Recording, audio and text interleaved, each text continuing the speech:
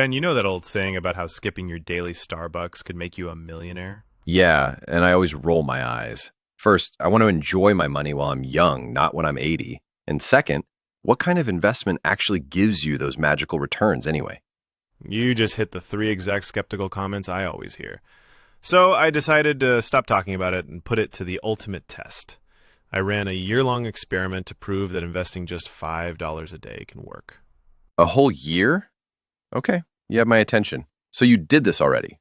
Yep, by the time you're hearing this, the year has passed. So let's walk through how I set it up, and then I'll reveal the results.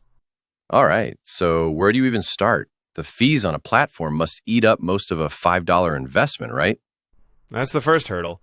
I had a few non-negotiable criteria: minimal fees, a beginner-friendly interface, top-notch security, and the ability to auto-invest.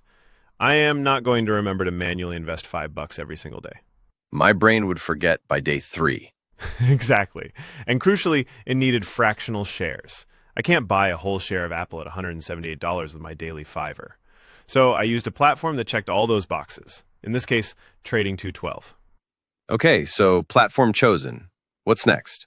This is the most important decision that most people get wrong. It's not the platform. It's the type of account you open. This choice can cost you thousands in the long run. An account is an account, right? What's the difference? Imagine you have two accounts, A and B.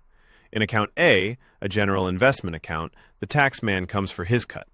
He takes a slice of your dividends and another chunk for capital gains when you sell. But account B has special safeguards. It's a tax-advantaged account. Ah, like an ISA in the UK or a Roth IRA in the US? Precisely. Everything you earn in that account is yours to keep, completely shielded from tax. So, for this challenge, I used a stocks and shares ISA.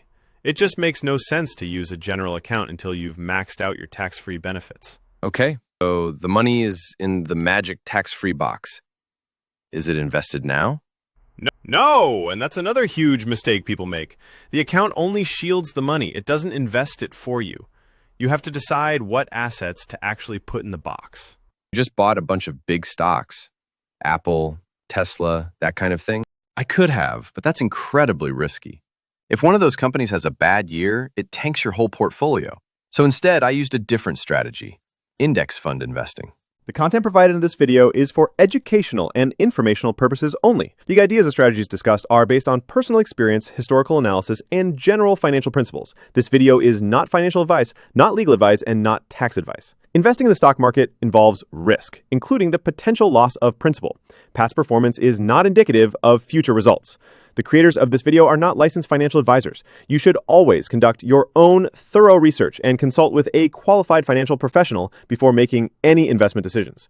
Any action you take based on the information in this video is done strictly at your own risk. Finally, any mention of specific companies, stocks, or platforms is for illustrative purposes only. It does not constitute an endorsement or a recommendation.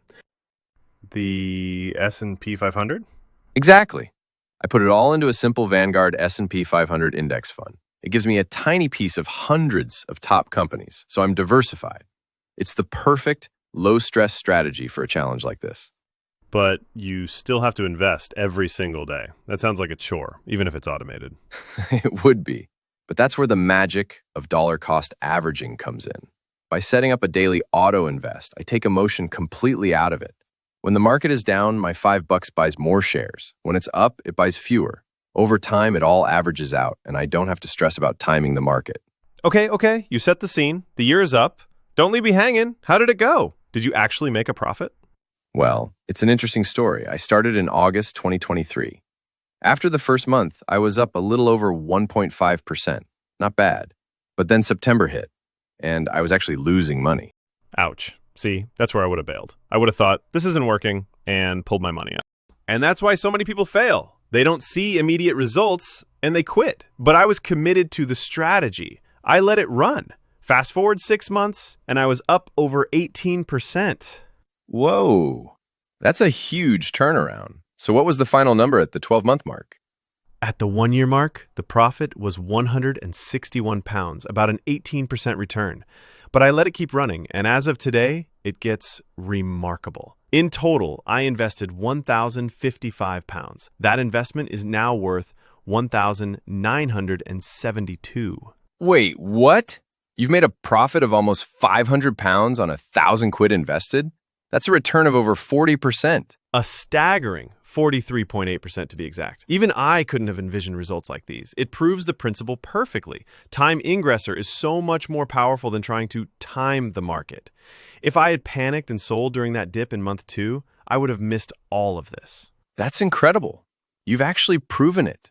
It's not a myth. It just takes consistency and patience. Consistency, patience, and the right setup. And now I'm tempted to just let it run for years and see what this little coffee a day experiment can really turn into.